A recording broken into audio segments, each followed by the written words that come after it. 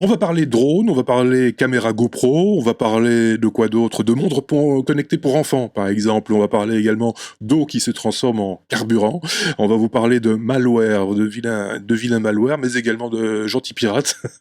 On va parler de tout ça tout de suite dans ce numéro 12 des Technos.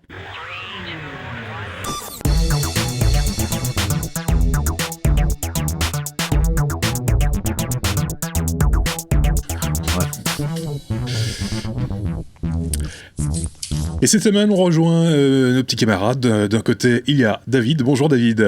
Salut. Et puis également Marc de l'autre côté. Bonjour Marc. C'est avec toi qu'on va commencer d'ailleurs pour parler d'Apple, puisque c'est toujours le premier sujet que nous abordons ensemble. Apple bientôt valorisé à hauteur de 1 trillion de dollars. Alors le trillion, c'est... Trillion, c'est beaucoup. C'est beaucoup, c'est beaucoup. On va commencer évidemment toujours avec des chiffres compliqués. Enfin, pas si compliqué. 1 trillion, c'est 1000 milliards de dollars. C'est beaucoup, effectivement. C'est encore une fois un de ces chiffres qui dépasse l'entendement.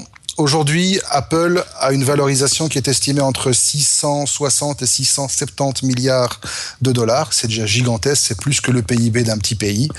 Et ils ont annoncé 42 milliards de chiffre d'affaires et 8 milliards et demi de bénéfices récemment, donc sur le dernier trimestre. Ce chiffre équivaut à la totalité des revenus qu'Apple avait réalisés en 2010. On voit la proportion. Oui. Et donc, avec le succès qu'on connaît avec l'iPhone 6, l'iPhone 6 Plus un petit peu moins, mais il marche quand même très bien. Et tout ce que Apple réussit à dégager comme marge sur ses produits et sur ses services, les investisseurs et les spécialistes économiques commencent à faire miroiter le trillion de valorisation, ce qui en ferait tout simplement la société la plus valorisée au monde. Ce qu'elle avait déjà été à une époque. À un moment donné, elle l'avait été, effectivement, où elle avait très très bien progressé. D'ailleurs, certains avaient fait de très très bonnes affaires. Je me souviens, ayant quelques actions Apple, les ayant presque oubliés, ça s'est vite ramené à leur mémoire, on va dire. Exact. Assez rapidement. On va du côté de David. David, on continue de parler d'Apple. La version finale et nouvelle fonction dans Handbrake. Oui, donc Handbrake, c'est pas que pour Apple, mais moi je l'utilise sur mon Mac. C'est en fait un logiciel d'encodage qui connaît des versions bêta et des versions bêta depuis des années, et donc elle a enfin été finalisée. Et donc pour ne pas faire comme tout le monde, ils l'ont pas appelé Handbrake 1.0, mais 0.10. Donc ils ont gardé les nomenclatures des versions bêta. Il faut savoir que c'est un des logiciels les plus performants actuellement au niveau de l'encodage vidéo. C'est un des premiers à intégrer le H265, qui est le nouveau H264, donc qui est un codec d'encodage vidéo. Ici, aujourd'hui, ils ont fourni un gros boulot pour que toutes les plateformes soient servies de la même manière. Donc, PC, Mac et Linux, puisqu'ils développent sur les 3 plateformes prévues dans le monde des ordinateurs. Donc, moi, c'est pour ça que je voulais un petit peu les mettre en avant. Ils ont beaucoup travaillé aussi sur l'optimisation pour les gens qui doivent gérer plusieurs vidéos. Donc, quand on doit renommer des vidéos après les avoir réencodé, il y a une fonction automatique qui est mise en place maintenant. On peut sauvegarder des profils d'encodage. Donc, si les encodages, une fois qu'on a bien paramétré un encodage, on peut le sauvegarder et le rappeler pour simplement réencoder des vidéos qui seraient mal encodées. On peut gérer les sous-titres. Donc, c'est vraiment un des logiciels les plus puissants. Et voilà, il est en version finale. Est-ce qu'il dialogue, est-ce qu'il fonctionne, on va dire, avec les softs d'édition, genre Adobe Premiere, Final Cut Pro? C'est pas du tout l'objectif. C'est un logiciel d'encodage indépendant. D'accord, donc on a une version d'une vidéo, voilà, c'est ça. Et on la transforme dans un autre format, le format désiré, quoi, en gros. Tout à fait, c'est ça. Donc si on en a besoin, il y a des formats qui sont préétablis, par exemple un format pour un iPad ou pour un iPhone. On va pouvoir directement l'encoder avec le bon codec, dans la bonne résolution, justement pour éviter que l'appareil ait à recalculer une partie de la vidéo lui-même, et donc qu'il puisse consommer beaucoup plus de ressources. Un autre soft dont on avait déjà parlé, me semble-t-il, à un moment donné, ici dans les technos, Pixelmator, c'est un peu le Photoshop du pauvre, certains disent, mais ça fonctionne plutôt pas mal. Alors c'était le cas effectivement quand on en a parlé, puisque quand on en a parlé c'était dans une autre vie, donc il faut savoir qu'ici c'est un software qui n'existe que pour Mac, donc qui a été développé uniquement pour Mac. Pourquoi j'en parle aujourd'hui? C'est parce qu'il est disponible à 13,99€ pour le moment sur le Mac App Store au lieu de 26,99€, ce qui n'est vraiment pas cher, et que moi j'avais lâché ce software pour retourner sous les bons vieux Photoshop, Illustrator et InDesign, et je viens de tout désinstaller au niveau de Adobe suite à différentes annonces qu'ils ont fait sur le fait qu'ils n'allaient plus mettre à jour d'applications installées en dur, donc tout passait maintenant par les applications cloud, donc on doit payer avec abonnement, et j'ai profité de la promo pour acheter Pixelmator, et je dois reconnaître qu'il a vachement bien évolué. Je l'ai utilisé pendant 3-4 jours maintenant, et il remplace les 3 softwares dont j'ai parlé de la suite Adobe, puisque au départ c'était un software qui était prévu uniquement pour la retouche photo, et donc il travaillait que avec des fichiers deep bitmap, et il ne gérait absolument pas le vectoriel. Donc le vectoriel, c'était la partie qui est gérée par Illustrator. Et aujourd'hui, au fait, il faut savoir que en faisant une combinaison de touches toute simple, on peut basculer tout le software en software vectoriel. Donc moi, j'ai adoré un seul software qui pèse pas trop lourd, parce que chez Adobe, ils sont devenus spécialistes de créer des softwares qui pèsent un poids de fou. C'est 100% optimisé pour un Mac, et malheureusement, ça n'existe que pour Mac.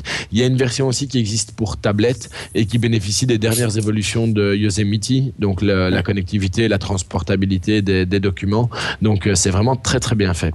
Moi je l'avais installé au tout début du MacBook Pro Retina, et il faut reconnaître qu'au tout début le Pixelmator avait un petit peu de mal à gérer justement l'écran Retina, et proposait des définitions qui étaient toutes petites, donc il fallait tout zoomer, ce qui était plutôt désagréable. Les mises à jour ont été faites en temps et en heure, et ça fonctionne plutôt pas mal, il faut reconnaître. Ça fonctionne merveilleusement bien. Pour 13,99€, vous êtes absolument pas volé. C'est moins cher qu'un abonnement d'1 mois sur un des 3 softwares dont j'ai parlé de la suite Adobe.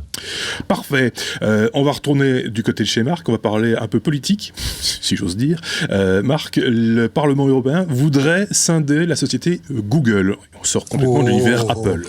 Oui, bon, on va se calmer. Ça, effectivement, c'est ce que tous les journaux ont titré, et donc le grand public s'est imaginé que demain Google allait être scindé en plusieurs sociétés. Bon, il n'en est rien, on va se calmer un peu. Ce qui se passe, c'est que si on se rappelle, on revient un peu en arrière, en 2010, la Commission avait ouvert une enquête à l'encontre de Google pour abus de position dominante. Il y avait eu différentes affaires qui visaient à déterminer si Google était oui ou non dans une position monopolistique sur un domaine particulier, c'est le domaine de la recherche. C'est ça. Ce qui était reproché à Google à cette époque-là, c'était de mettre en avant sur ses pages de résultats ses propres services au détriment d'autres moteurs de recherche concurrents. Donc, par exemple, un comparateur de prix comme Quelcou, ou un site spécialisé pour les réservations d'hôtels comme Booking, ou pour les voyages comme Expedia, etc. Donc, ça, c'est ce qui était reproché à la firme.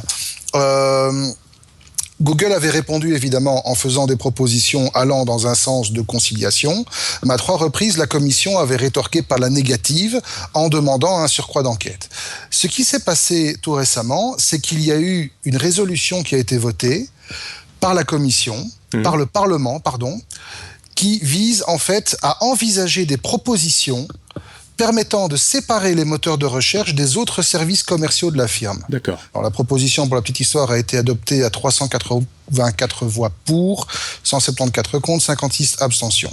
Donc, ce qui veut dire qu'aujourd'hui, il y a une résolution. Résolution ne veut pas dire loi. D'accord. Le but de la résolution est donc d'amener l'affaire devant la Commission, qui est la seule à détenir le monopole de l'initiative législative. D'accord. Donc ça va prendre un temps fou, quoi. Ça va prendre un temps fou, exactement. Mais derrière ça, il y a cette volonté de porter l'affaire vraiment sur un pied beaucoup plus officiel. En donnant un signal fort à la Commission européenne d'agir sur le droit des consommateurs sur le marché numérique. Alors ça, évidemment, c'est à mettre en relation avec le fameux droit à l'oubli qu'on a connu il n'y a pas tellement longtemps. Et donc, en fait, on voit qu'au niveau européen, Google est en train d'être légèrement pris de toutes parts au niveau législatif. Alors, on sait que derrière, il y a d'autres choses qui se mettent en place. Il y a notamment le fameux TAFTA, le traité transatlantique entre les États-Unis et l'Europe, qui permettrait justement à toutes ces firmes américaines de se passer un peu de la législation européenne et de se baser uniquement sur la législation de leur pays d'origine. On n'en est pas encore là, mais donc il y a un signal fort de la part de l'Europe que ce genre de considération monopolistique, même si elle n'en est pas forcément une dans les faits réels, peut inquiéter les gens. Est-ce qu'il n'y avait pas déjà eu quelque chose de semblable au sujet de Microsoft à une époque Il y avait eu effectivement une action contre Microsoft également pour abus de position monopolistique qui s'était soldée à l'époque pour une amende assez colossale, 550 millions de dollars, si ma mémoire est bonne. C'était il y a quelques années. Donc effectivement, oui, la Commission a le pouvoir. Maintenant, si la Commission devait en arriver à décider qu'en Europe, Google doit être scindé, on est certainement parti pour un appel. Oui, on est parti pour des procédures à rallonge et au terme, on sait bien que ça va se régler au cash. Je vois David faire des signes de son côté. Oui, parce que c'est pas la première fois. Effectivement, Microsoft a déjà été attaqué, pas exactement dans le même domaine, mais pour le Internet Explorer. C'était ça. C'est exactement la même démarche, en fait. Et donc, ils ont été obligés de proposer les produits concurrents à l'installation et à la configuration de Windows. Donc, on avait la possibilité de laisser tomber Internet Explorer pour Google Chrome, par exemple, ou d'autres. Il faut savoir que ça a chamboulé complètement le marché des navigateurs web, puisque aujourd'hui Internet Explorer n'est plus le leader. Qu'en Europe, depuis cette semaine, on annonce que Safari pourrait devenir le deuxième système de navigation installé sur toute machine confondue, puisque Safari existe pour PC aussi. Donc on se rend compte que parfois, quand on va jusqu'au bout de cette procédure et que la société perd la procédure, ça peut avoir des implications énormes. Bien entendu. Sinon, si ça n'avait pas d'implication, personne ne bougerait à un moment donné. Oui, mais donc voilà, il ne faut pas croire que c'est juste du gratte-papier pour du gratte-papier, quoi. Ça peut avoir des conséquences. Marc. Oui, dans le cas de Microsoft, ça a quand même eu comme conséquence une conséquence salutaire, à savoir que suite à cette décision et suite au mouvement que ça a introduit dans la hiérarchie des browsers, Microsoft a quand même fait d'énormes efforts pour remettre Internet Explorer à niveau, ce qui était attendu par énormément de gens. Bien entendu. Donc ça a quand même eu pas que des effets ça peut aider, effectivement. On va sortir de ce côté très sérieux, voilà, pour rentrer dans le monde des bisounours. Oui, si tu veux, oui. C'est tout petit, c'est rose, c'est flashy. Ça s'appelle Jumpy. C'est ça, voilà. Jumpy, c'est une montre connectée pour enfants, en fait. Voilà. C'est un projet Kickstarter qui vise à produire une montre connectée spécialement destinée aux petits-enfants. Petits-enfants de 5 à 8 ans, uniquement. Voilà, on voit la photo, c'est tout mignon, c'est vraiment flashy. Et donc, ce sera une montre qui sera compatible avec iOS et Android. Elle disposera d'une dalle d'1.6 pouces et le système de base, évidemment, vu le public, ce sera beaucoup moins performant et beaucoup moins sophistiqué que les montres qu'on a pu tester déjà dans notre émission. Il sera composé de 3 composants, si on peut dire ainsi. Une horloge, de base, quand même. Pour une montre, c'est bien. Voilà, ça peut servir. Un espèce de Tamagotchi. Une espèce de star. Ça revient en force, voilà. Il y aura un chien. Je ne sais pas s'il y aura d'autres animaux plus tard, mais il y aura un chien, une espèce de Tamagotchi qu'il faudra chouchouter, soigner, nourrir, etc. Et un module qui regroupera plusieurs applications. Alors, le système n'est pas encore finalisé, donc on ne sait pas si on pourra installer des applications, s'il y aura un store, etc. Toujours est-il qu'à la base, ce truc sera sous contrôle poussé des parents. D'accord. Alors, l'une des utilisations, au-delà de ce qu'en feront les petits, c'est que ça permettra de monitorer l'activité physique des gosses, ainsi que ses déplacements. Donc, évidemment, le truc embarque un GPS et permettra de pinguer directement la position de l'enfant. Oui, c'est ça. C'est un traceur, en fait. Ça peut être assimilé à un traceur. La montre, par exemple, peut également se transformer en manette de jeu. Et alors, effectivement, il y a une petite vidéo qui tourne sur le site Kickstarter qui montre que la montre peut être utilisée en interaction avec un iPad. Et la démo était assez marrante. On avait un personnage sur l'écran et en passant la montre sur le personnage, le squelette du personnage apparaît. Donc, c'est un truc assez fun, assez amusant. Alors, l'objectif est de commercialiser la montre en avril 2015. Pour l'instant, ils ont déjà levé à peu près 50% de leur objectif, qui est de 100 000 $. Et le concept est vraiment bien, le concept est vraiment sympa. Ce qu'il faudra voir, évidemment, c'est quel va être l'accueil chez les enfants qui sont aujourd'hui biberonnés à de l'iPad et à des trucs assez haute technologie, est-ce qu'ils vont se satisfaire de ce genre de choses? Si Sébastien était là, il pourrait déjà nous dire, ces gamines, elles jouent avec des iPads. Oui, c'est ça. Donc, alors, moi j'ai plusieurs questions. Il n'y a pas un petit train de retard? Je ne sais pas. Moi j'ai plusieurs questions. La première est plutôt technique. On parle de montres connectées, mais qui n'est pas connectée à un autre device, c'est-à-dire par exemple un GSM. Elles sont donc autonomes, ces montres. Elles sont autonomes, elles peuvent se connecter entre elles pour jouer, elles peuvent faire en sorte office de walkie-talkie si tu veux. Et elles peuvent par contre être liées à un compte qui lui va être connecté au périphérique d'un des parents. Je vois que David, de son côté, rit dans sa barbe. Si non, je ris pas, je souris. Oui. Je souris simplement parce que j'imagine plein d'applications complètement farfelues depuis 3 minutes. Mais dont une, moi, ce que je trouverais extraordinaire, c'est Find My Son, quoi. Donc, retrouve mon fils. Je l'ai perdu, je sais pas où est-ce qu'il est. Oh, il a la montre. Ça pourrait être effectivement. C'est génial. C'est pas le concept, on va y arriver, quoi. On avait testé il y a quelques temps dans un autre podcast, je sais pas si vous en rappelez, mes petits camarades, on avait testé un truc pour les animaux, pour les chiens. Ça va donner les mêmes débordements. C'est ça. C'est énorme. Et on avait évoqué d'ailleurs les possibilités de le refiler à son épouse ou à sa compagne. Enfin bref, on s'échappe un peu. Il y a effectivement un pairage, donc comme je l'ai dit, ça peut être pairé avec le téléphone d'un parent. Il y a d'ailleurs une application Jumpy sur iPhone. Pour l'instant, elle arrive sur Android, on le suppose, qui permettra d'avoir une communication à 2 voix, un peu dans le sens de ce que va faire l'Apple Watch, dans la mesure où on peut dessiner un message sur l'écran de sa montre, et ça apparaît sur le téléphone du papa ou de la maman, et le papa ou la maman peut répondre en envoyant un message complet. Donc, il y a effectivement cette dimension de Where is my son? Ce qui est complètement en phase avec les objets connectés du type, rappelez-vous du lapin Carotte ou son prédécesseur le Nastabag. Nabastag, oui. Où on pouvait basculer une oreille du lapin et le lapin basculait lui aussi son oreille. On pouvait montrer à quelqu'un qu'on pensait à lui, par exemple, sans nécessairement passer un coup de téléphone ou autre. D'autre part, je vois que David... Oui, c'est magique parce que justement on reparle du Nabastag et donc je voudrais revenir sur une boutade de la semaine dernière. J'ai des participants au Davidton. Donc j'ai déjà mes 2 premiers euros pour me payer mon R2D2, donc je voulais les remercier. Et puis pour les autres, n'hésitez pas parce que c'était quand même cher. Donc, oui, c'est ça. Rappelle le nom de l'appareil dont on a parlé la semaine dernière.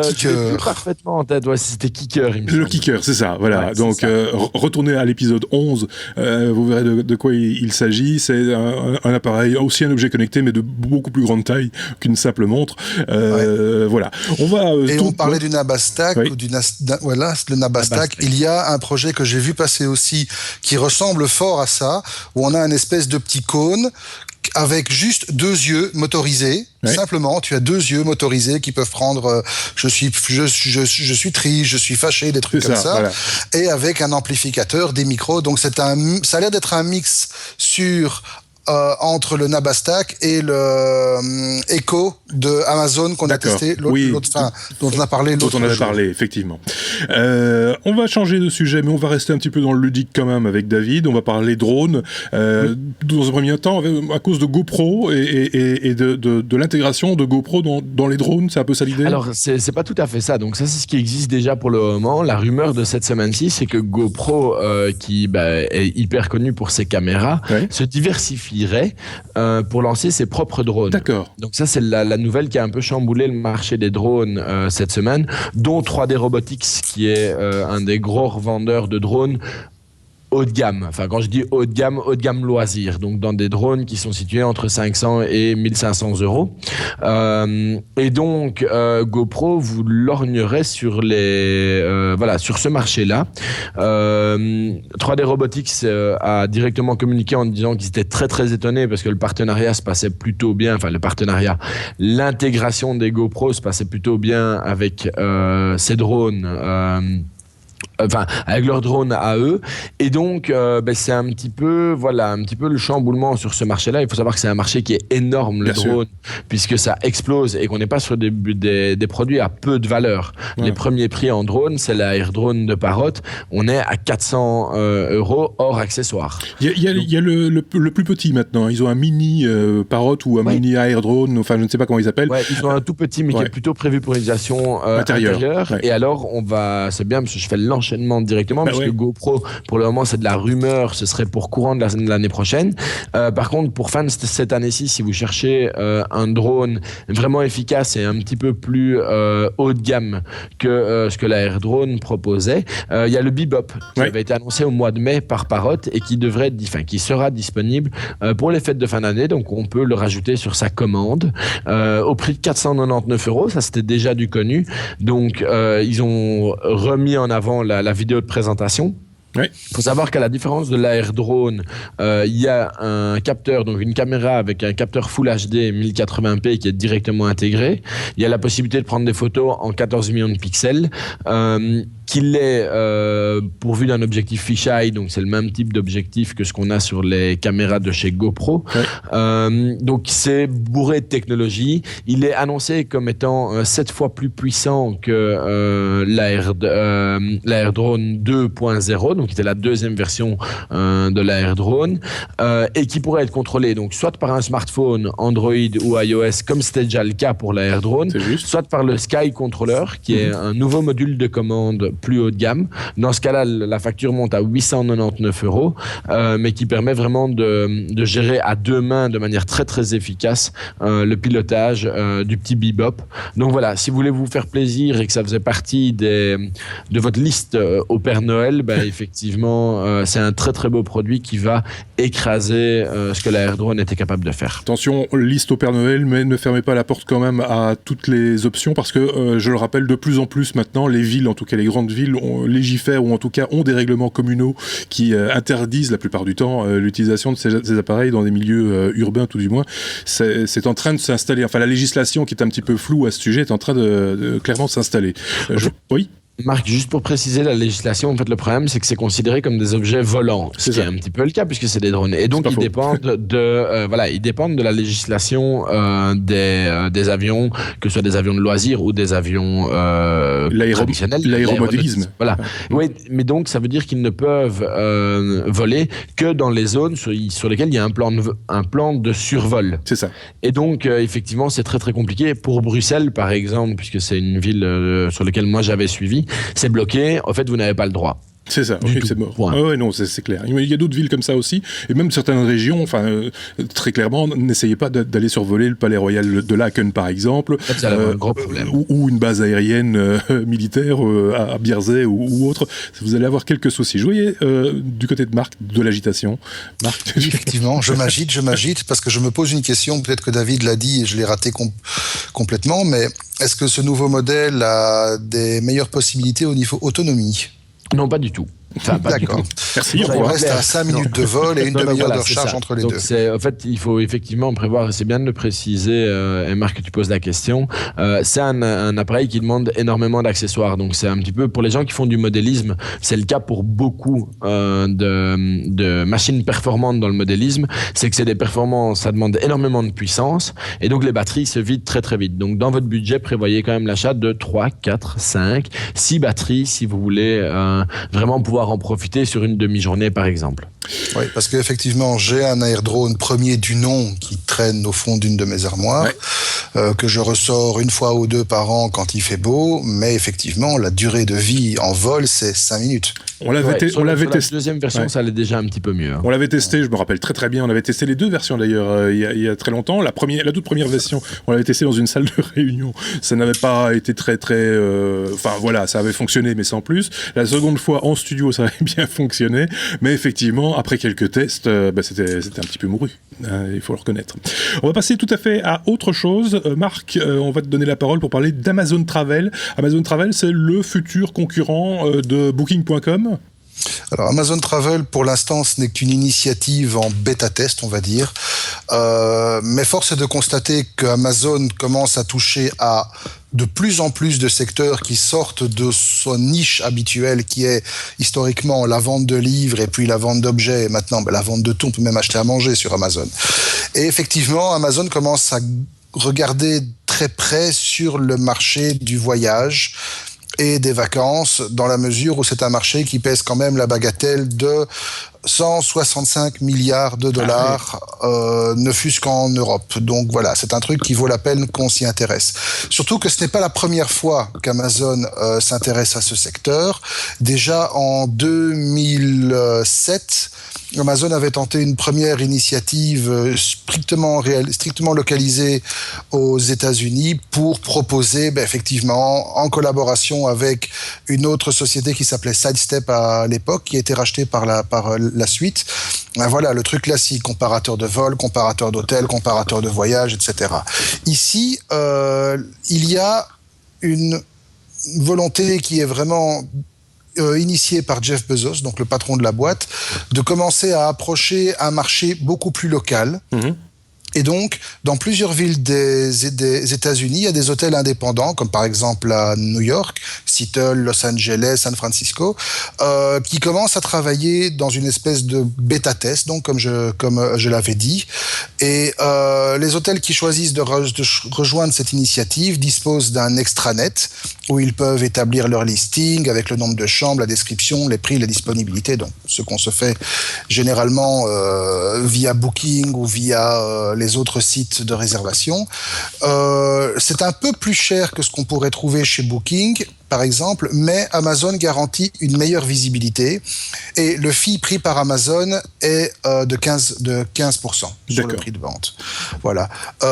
Pour l'instant, Amazon se concentre donc uniquement sur des établissements indépendants, mais qui ont que ceci de particulier que leur visibilité organique, si je puis dire, est déjà grandement diminuée par toutes les chaînes hôtelières présentes autour et par les sites concurrents. Donc en fait, ils essayent de se focaliser sur un secteur qu'ils vont pouvoir élever. D'accord. Ce qui est plutôt profitable pour le marché, en fait. Ce qui est assez profitable pour le marché, parce que ça dynamise la concurrence et ça ouvre les possibilités autrement qu'au grand ténor. Bon, maintenant, qu'est-ce qui va se passer dans l'avenir? Encore une fois, c'est quelque chose qu'il va falloir surveiller d'assez près. Alors, la nouvelle version n'a pas encore amorcé le système de réservation de vol ou le système de transport de manière générale. Pour l'instant, ça se base uniquement sur de l'hébergement. Même les formules de séjour ne sont pas encore là, mais il est logique de penser que ça sera la continuité naturelle de cette initiative.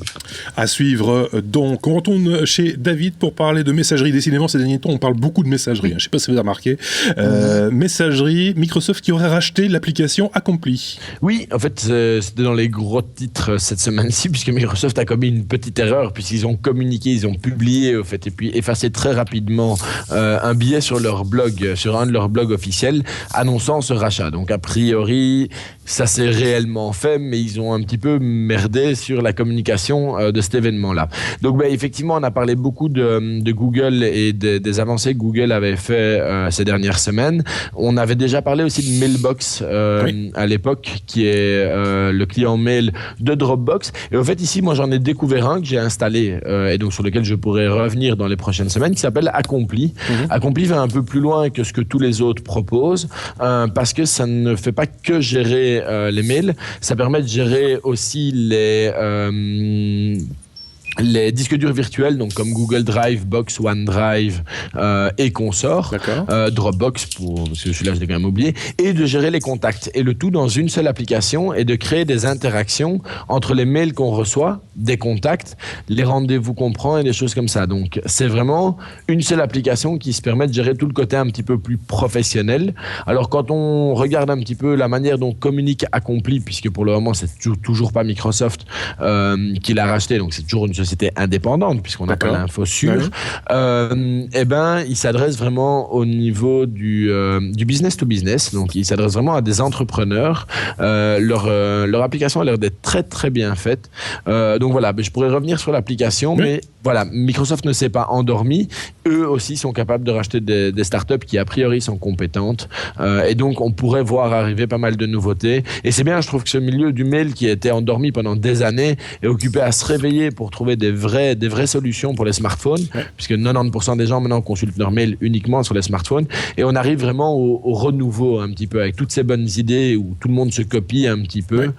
Faudra encore attendre avant qu'une solution ou une idée maîtresse se dégage. Tout le monde va un petit peu sur son terrain, sur des idées. Oui, mais tout le monde se copie, donc les concepts, les manières de faire sont occupés à glisser à droite, glisser à gauche, des choses comme ça. Des choses qui n'existaient pas il y a un an.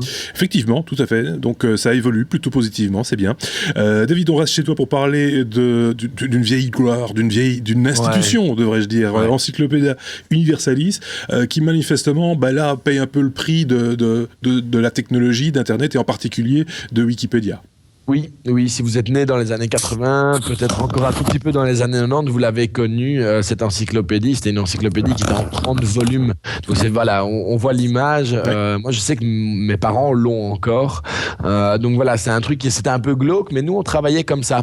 Donc on devait lire, retrouver, utiliser des sommaires. C'était passionnant, faut reconnaître. Il faut savoir qu'ils ne s'étaient pas arrêtés uniquement à ça, puisqu'ils avaient fait une version sur CD-ROM à un moment, puis sur un site internet qui a été lancé début des années 2000, 1999. C'était une société qui avait pas mal de succès parce que la réputation de cette encyclopédie était vraiment très très bonne. Et malheureusement, c'est l'exemple parfait d'une société qui a raté le virage numérique. Ouais. Complètement, puisqu'ils sont ce qui devait arriver est arrivé. Ils sont en redressement judiciaire depuis cette semaine-ci. A priori, ils ont la possibilité encore d'essayer de retrouver un repreneur, mais il y a tellement de ténors, et on pense directement à Wikipédia, qui ont déjà pris leur place au niveau d'Internet, que je pense malheureusement que la valeur résiduelle de cette entreprise est quasiment nulle aujourd'hui. C'est bien dommage, parce que c'est un bel objet en plus. Je vois Marc qui agite son bic. Oui, parce que tout ça me rappelle que déjà en 2000, alors je vais peut-être dire une bêtise, mais de mémoire, je dirais 2009-2010, il y avait eu une affaire entre Encyclopædia Universalis et Encarta. Oui, vous vous rappelez d'Encarta, Microsoft, l'encyclopédie de Microsoft qui était super bien faite, que chaque année on achetait religieusement sur CD ou sur DVD.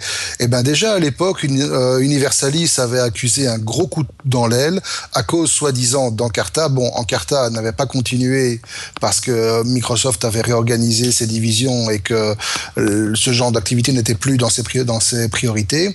Mais déjà à ce moment-là, on s'était étonné que Universalis survive. Oui, c'est ça. Il y a eu un autre événement également, j'ai pas la date en tête, mais je me rappelle très bien que lorsqu'il était question de parler de Wikipédia et de la véracité du contenu de Wikipédia, on comparait Wikipédia souvent justement à cette noble dame qui est toujours d'ailleurs Encyclopædia Universalis, et une étude était sortie, si je me rappelle bien, et quelqu'un avait pu affirmer qu'il y avait autant d'erreurs, entre guillemets, d'erreurs factuelles entre l'un et l'autre des contenus. La seule différence, c'est que dans Wikipédia, ce qu'on ne contrôle pas, c'est l'opinion et la manière dont les choses sont tournées, les choses sont expliquées. C'était là la grande différence. Si je me rappelle bien, ça devait être il y a 7 ou 8 ans, quelque chose comme ça, peut-être moins, j'ai plus la date en tête.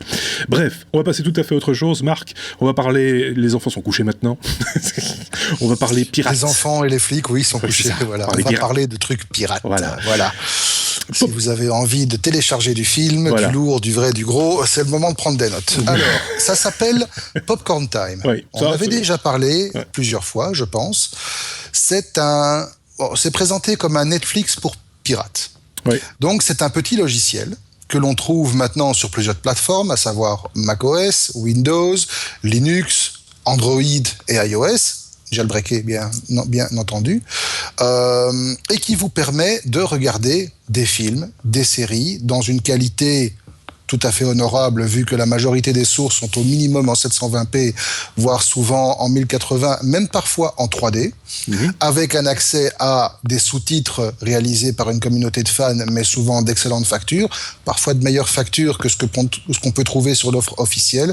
J'ai déjà vu des fautes d'orthographe et de grammaire qui m'ont fait hérisser le peu de cheveux que j'ai encore sur la tête. Là où ça devient intéressant, c'est que Popcorn Time est construit sur un système basé sur la technologie torrent. Donc en fait, que fait Popcorn Time?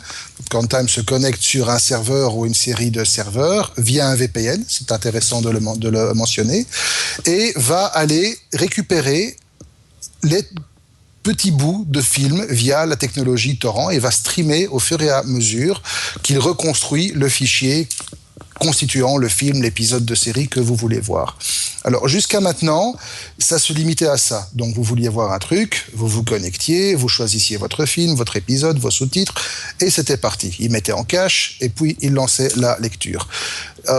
Depuis la dernière version pour Android, la 2.4, qui vient de sortir, Popcorn Time offre également la possibilité de télécharger. C'est-à-dire que vous préchargez le film, et puis hors connexion, vous êtes parti et vous avez absolument aucun problème pour le visionner. Alors, il faut savoir que derrière ça, Marc, il y a des... Oui. C'est un peu le Napster de la vidéo, quoi, en quelque sorte. C'est un peu le Napster de la vidéo, oui, Napster à la grande époque. Oui, c'est ça. Donc, cet outil qui permettait effectivement de télécharger également de la musique sur son ordinateur, pris un peu partout dans la communauté. Enfin, chacun avait un petit bout de musique, quoi. En gros, c'est un peu ça. En gros, oui, c'est ça. Je te laisse continuer. Voilà, non merci. Je ne le ferai plus. Tu m'as tout à fait tué mon truc, je sais plus où... je suis désolé. Voilà. Voilà. Alors, donc voilà, c'est un... Bon, évidemment, on rappelle que c'est totalement illégal. Bien sûr. D'ailleurs, tu me le disais juste avant, en Allemagne, il y a une série de personnes qui se sont prises des courriers pour avoir utilisé Popcorn Time avec demande de paiement d'amende indécente. Oui, à l'amiable. Donc voilà, on va dire ça comme ça. Donc voilà, c'était un petit test uniquement pour... c'est un article pour des raisons éducatives pures. Oui. On va encore terminer en disant que la dernière version permet également de streamer directement sur VLC, pour ceux qui l'ont. Également de streamer sur une Chromecast. Alors, je m'en suis offert une, j'ai pas encore testé. Et alors, il y a surtout le fait que sur PC, sur OS X, sur toutes les plateformes, l'interface est unifiée et c'est vraiment un truc, c'est click and watch. Alors, on va pas non plus faire l'apologie du piratage, patati patata, ça c'est clair. Par contre, je trouve ce genre d'application exemplaire de ce qu'il est possible de faire quand on a de bonnes idées, de bons développeurs et on comprend pas quand on voit des choses comme ça qui sont gratuites et qui piratent les choses, pourquoi les trucs payants sont pas aussi bien foutus. Un peu... Oui, ça c'est un vaste débat sur lequel on pourrait revenir pendant des heures, mais c'est quelque chose qu'on voit depuis des années. Bien sûr, on l'a vu avec la musique, on l'a vu avec la vidéo. Je veux dire par là, ça peut faire d'incompréhensible. Ça fait avancer les dossiers, quoi. Ça peut faire avancer les dossiers de temps en temps, et c'est peut-être pas plus mal de secouer un petit peu le cocotier de temps à autre. Remarque, on va encore rester chez toi pour parler décidément d'un malware multiforme, c'est ça, un malware un peu modulaire, le malware des malwares, quoi, en gros. Le malware des malwares, c'est un gros malware, c'est une belle grosse crasse, bien pourrie. Belle bête. Ça s'appelle Régine. Ou Régine, je ne sais pas comment ça s'appelle. Non, Régine, c'est un autre type de malware. Comme ça. Bon, on va dire Régine pour éviter toute confusion. Donc Régine, c'est un logiciel malveillant, on l'aura compris, spécialisé dans la collecte de renseignements, avec comme ceci de particulier qu'il a une architecture totalement modulaire. Donc il est construit sur un cœur, sur un kernel, on va dire, ça parlera aux plus techniciens, et autour de ce kernel vont venir se greffer toute une série de modules qui vont être chacun dédié à une activité précise. Donc, si tu veux, c'est une espèce de Lego du malware. Tu as ton petit moteur qui inclut évidemment des fonctionnalités de spoofing, de cheval de Troie, etc., de dissimulation, de multiforme. Et puis autour de ça, eh bien, tu as des petits modules qui vont permettre, par exemple, de contrôler une station de base pour GSM, de venir faire une intrusion par une attaque de force brute, de faire une intrusion par d'autres technologies, de faire de la capture d'écran, de faire de la prise de contrôle, de prendre la commande à distance d'un distributeur de billets. Tu vois, tu as tous des petits modules comme ça, des plugins qui viennent se mettre dessus. C'est assez, alors techniquement, encore une fois, c'est assez sympa. Maintenant, bon, évidemment, ce genre d'outil devient de plus en plus difficile à tracer. Et alors, en fait, le vecteur d'infection par lequel cette saloperie va rentrer dans un système est encore inconnu. Pour mémoire, c'est Symantec qui a découvert le bidule en question. Ils n'ont pas réussi à reproduire la manière dont le truc infecte une station de base. D'accord. Donc c'est encore une belle saloperie. Qui nous promet des jours heureux et surtout des jours heureux aux éditeurs d'anti-malware. Hein, c'est surtout ça le truc. J'ai l'impression de temps en temps que dans l'arrière-cuisine, ils les bidouillent un petit peu eux-mêmes. Tu m'ôtes les mots de la bouche. Voilà. David, on retourne chez toi. Peut-être avais-tu quelque chose à rajouter Non, par rapport à ça, non. Bah, c'est de la merde, quoi. Mais voilà, comme ça, c'est dit, c'est fait. Mais c'est de la jolie merde. Voilà. C'est bien emballé, on va dire. On va parler de tout à fait autre chose avec le trailer de Star Wars qui sera diffusé en ligne dès demain. Oui, c'est l'annonce, c'est la bonne nouvelle d'aujourd'hui, puisque hier, Lucasfilm avait annoncé que le trailer de Star Wars serait disponible, donc on parle bien de l'épisode 7, celui qui est attendu là, tout bientôt, le prochain, qui serait diffusé à partir d'aujourd'hui dans certains cinémas américains, et Lucasfilm a refait une annonce aujourd'hui pour annoncer que dès demain, donc on enregistre le jeudi, donc c'est le vendredi, et donc dès vendredi, mais sans préciser d'heure, la bande-annonce serait diffusée librement. Donc on parle de plateformes type iTunes et des choses comme ça. Alors, pour ceux qui regardent la vidéo, le trailer qui est diffusé n'est pas l'officiel, non, c'est ça. Mais c'est un trailer officieux qui a vu son apparition aujourd'hui, donc après que Lucasfilm ait fait son annonce. Ça a l'air très très officiel. Ça a déjà fait 2,8 millions de vues en 24 heures, mais ce n'est pas le vrai. Comme ça, ben voilà, vous savez que si vous voyez celui-là, c'est pas le bon. Le nouveau sera disponible à partir de vendredi au plus tard minuit, la nuit de vendredi à samedi. Ce trailer pas bon, il est complètement bidouillé ou il y a quand même quelques éléments. Il est magnifique. Non, donc il est magnifique. Oui, c'est ça. Et il est très très bien réalisé, mais par contre, les images qui sont là peuvent être des images qui ont déjà été diffusées, des petits bouts. On ne sait pas vraiment. A priori, ce serait principalement des images de précédents films. C'est ça. On a reconnu quelques plans, effectivement. Voilà, il y avait déjà eu ça quand la précédente trilogie avait débuté. On avait vu toute une communauté de fans ressortir des trailers bidouillés dont certains étaient juste magnifiques. Oui, c'est ça. C'est vraiment monstrueux. Pour ceux qui ne regardent pas la vidéo, allez sur notre channel YouTube, parce que pour attendre, pour les fans de Star Wars, franchement, c'est joli, ça vaut la peine. À voir. Donc, oui, c'est assez impressionnant. Et on vous a pas mis le son, mais je suis sûr que ça doit bien dépoter. Voilà, c'est ça. Donc, alors ça, avec le nouveau Jurassic World, on va avoir des trucs à regarder. C'est bien. On aurait pu ressortir. On va faire un second podcast avec des trailers, parce que pour l'instant, il y en a. Ah oui, ça dépote bien. David, on termine justement ce numéro 12 avec toi. On va parler de Power to Liquid, une machine qui transforme de l'eau en carburant. J'allais dire de l'eau en vin, mais non, de l'eau en carburant synthétique. C'est dommage. C'est pas si dommage que ça, parce que moi je trouve que trouver une solution qui te permet de transformer l'eau en carburant, c'est peut-être une partie de la solution. Donc c'est Sunfire, qui est une compagnie allemande qui a créé un prototype qui restera a priori quand même dans les annales des inventions qui pourraient changer le monde, parce que cette machine est réellement capable de convertir de l'eau en carburant synthétique. Et donc ils utilisent une technologie, un processus qui est dit le processus Fischer-Tropsch, qui date de 1925. Donc depuis 1925, il y a une partie de cette technologie qui est disponible. Il fallait les capacités de la réaliser. Aujourd'hui, l'image que vous voyez, c'est leur prototype. Ça fonctionne. Donc on passe par différentes étapes, puisqu'on doit passer par des séparations de carbone, de création d'hydrogène, à partir d'oxygène et des choses comme ça. Il faut savoir que leur système et l'objectif de cette société qui s'appelle Setfire, c'était de prouver que c'était faisable et que, parce que faisable, ça a priori, on le savait depuis 1925, mais que ça pouvait être aussi économiquement et écologiquement rentable. D'accord. Et donc, ils y sont. Il faut savoir que le prototype qui est là est capable de transformer, de produire, un baril de carburant par jour. Donc, on est très, très loin de la grande échelle. Mais l'État allemand y croit puisque ils sont financés. Donc le projet de financement a priori se compte en millions d'euros à investir, mais l'État allemand y croit tellement qu'il serait prêt à investir à hauteur de la moitié de l'investissement qui est nécessaire pour cette société. Il y aurait moyen d'avoir un débat énorme sur ce genre de produit. Alors il y a plein de questions, mais il nous faudra un spécialiste ici pour peut-être nous expliquer plus en détail comment ça fonctionne. Moi, j'ai envie de demander si ça fonctionne avec de l'eau salée, auquel cas je trouve ça fantastique parce que de l'eau salée ça fonctionne. Non, attention que pour être clair, ça fonctionne à partir d'H2O. D'accord, voilà. Donc il faut d'abord filtrer, et cette partie-là, il n'en parle pas dans l'annonce, mais a priori, ce qui est intéressant en fait, c'est que pour être un petit peu plus technique, ça doit être monté en vapeur. De la vapeur, on parvient à dissocier l'hydrogène et l'oxygène.